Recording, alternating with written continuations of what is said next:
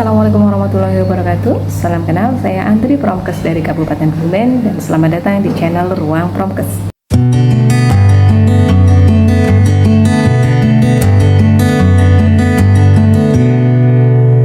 Pada kesempatan kali ini kita akan membahas tentang strategi KAP pada remaja putri agar mereka mau konsumsi tablet tambah darah. Nah, sering banget ya kita temui bahwa remaja putri itu enggan atau malas minum tablet tambah darah. Nggak jarang tablet tambah darahnya itu cuma disimpan di saku atau dibuang atau apapun, nggak diminum. Itu semua karena mereka belum menyadari pentingnya tablet tambah darah.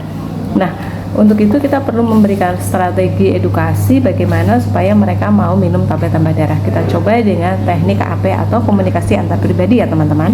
Seperti yang sudah kita sepakati di awal bahwa dalam komunikasi antar pribadi itu yang dibutuhkan yang pertama adalah ada bina suasana, kemudian ada bermain dan belajar, dan ada penguncian komitmen.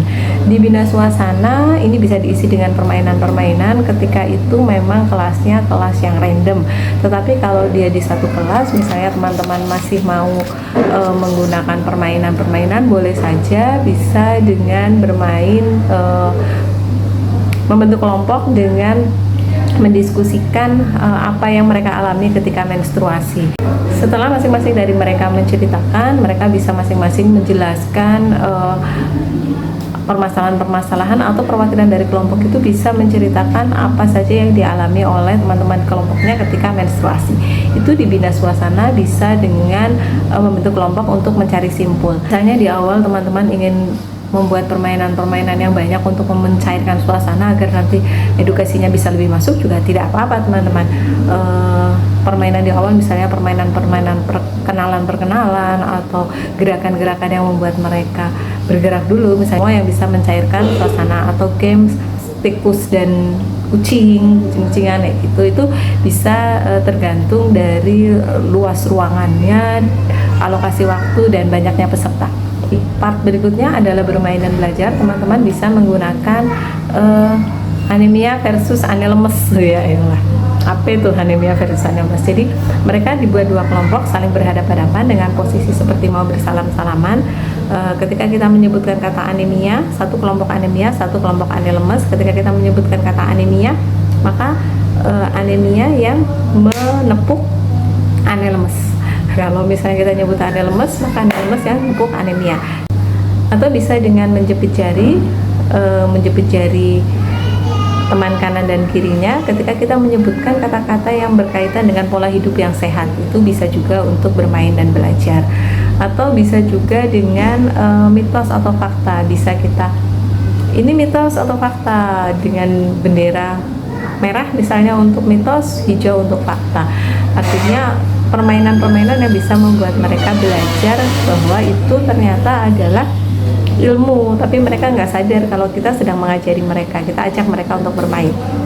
Di tahap bermain dan belajar bisa juga dengan menceritakan seperti bahwa di dalam tubuh kita ada otak. Otak itu makannya, kalau mulut makanannya adalah semua makanan bisa masuk, tetapi kalau otak itu yang makanan otak adalah oksigen. Nah, oksigen ini adanya di mana? Oksigen ini adanya di darah.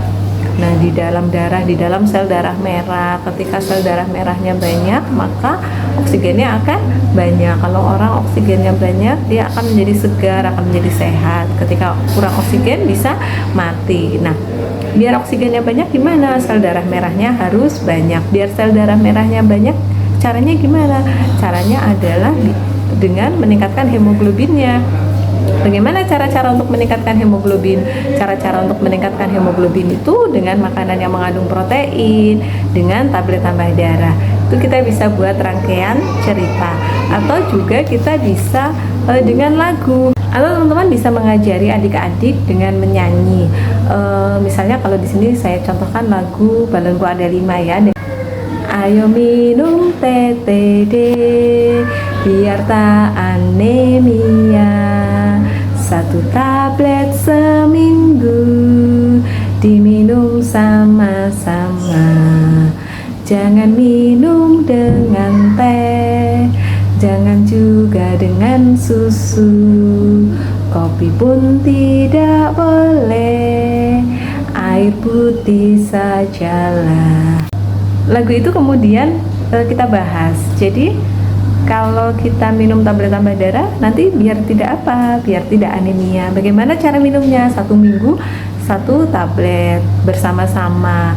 Minumnya apakah boleh dengan teh? Oh tidak boleh. Apakah boleh dengan susu? Oh tidak boleh. Apakah boleh dengan kopi? Oh tidak boleh. Hanya dengan air putih saja.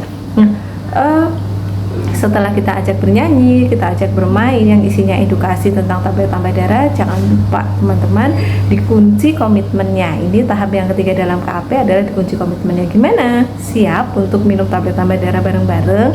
Yuk kita mulai sekarang, yuk dikeluarkan tablet tambah darahnya dan diminum bareng-bareng ya.